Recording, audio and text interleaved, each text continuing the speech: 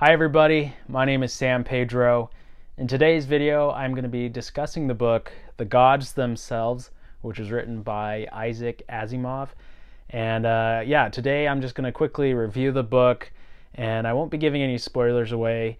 And I just want to talk about the major themes from this book and also kind of the structure of the book as well. So this was a really great book. It's considered Asimov's one of his greatest books, and he's considered one of the grandfathers of science fiction. So I was really excited to check it out, and I'm really glad I did. So it won the Hugo Award, it won the Nebula Award, and is considered really one of the great science fiction books. And I found it to be phenomenal. I found it to be everything I would want in a science fiction book.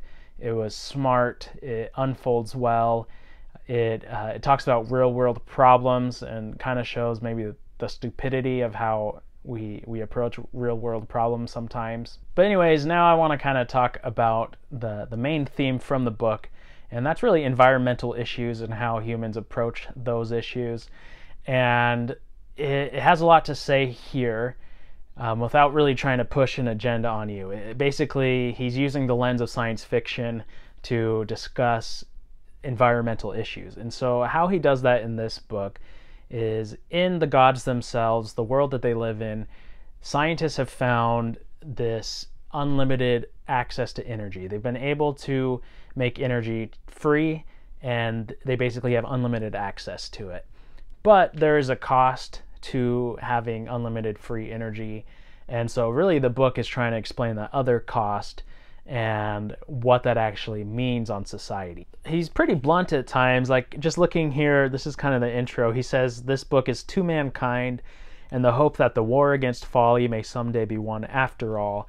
Because he basically gets into the point that these environmental issues, it's hard, even though society has a cost to using these resources, it's hard on the individual level when we're getting it for free. Like, I don't want to give that up. And so how do you convince the whole society that something is bad when the whole society individually is profiting from it for the most part? And so that's kind of the premise of this book and how he explains this theme and this topic.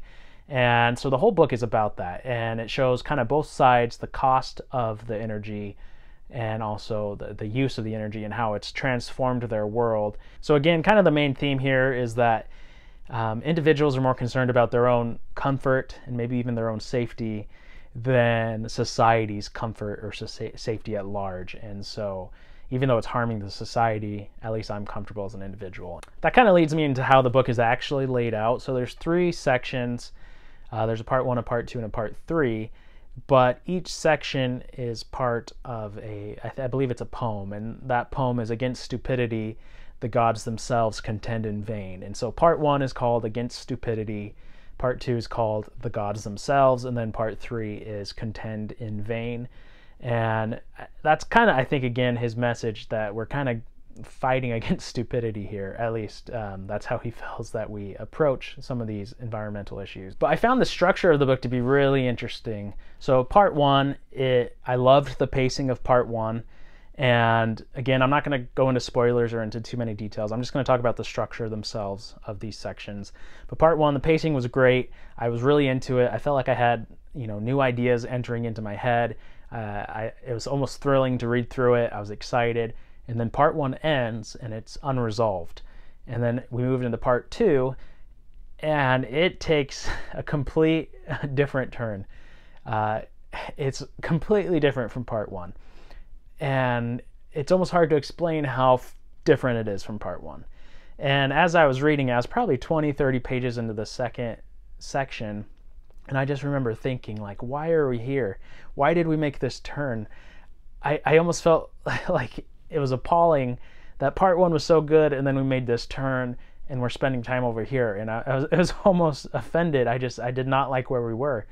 But I didn't give up on the book. I just kept reading through, and by the time I finished part 2, all the pieces are starting to fall into place, and I ended up really liking part 2. If you've read this book or if you plan on reading this book, you'll find it super unique. Very interesting ideas are brought to light here. But then part 3, it's a little more familiar. It's similar to part 1, but again, very different. But what's interesting is that if you look at each section, they don't resolve. They kind of just leave you hanging, each one. But when you look at it at the whole, when you have part 1, part 2, and part 3 together, they nicely resolve into this book. And so I really found that interesting, because for each section I wanted more details, but I wasn't given more details by Asimov. But I think that's okay, because the book itself makes its point and resolves. But I think that's all I'll say about the book. Again, I didn't want to go into the details of this, just because if you haven't read this book, go check it out. I think you will be happy, and I want to keep those surprises and let you kind of feel the unresolved sections and how it moves and makes complete 180 turns as far as the storyline and where it goes and spends its time in the book. Again, I thought this was everything a science fiction book should be. Was really glad I read it. I probably will read this again. I'm glad I purchased the book. And I will say, as far as the theme, you know, the environmental issues and the stupidity of it, I never really felt like he was pushing his agenda or trying to say this exact thing is bad, but more he was, through science fiction, showing you the problem kind of in an extreme way. And so I really appreciated that, making me think about these issues in a way I never would have unless I had read this book. So that was another thing I really liked about this book. And so yeah, anyways, if you've read this book, let me know below. I'm really curious what your thoughts were. Leave a comment. Did you like this book? Did you find other themes in the book that maybe I missed? Did you like the structure of the book? And if you haven't read this book, I suggest you go check it out, especially if you like science fiction. I think this is a must-read for any fan of science fiction. And yeah, thanks for watching this video, and I will see you in the next video.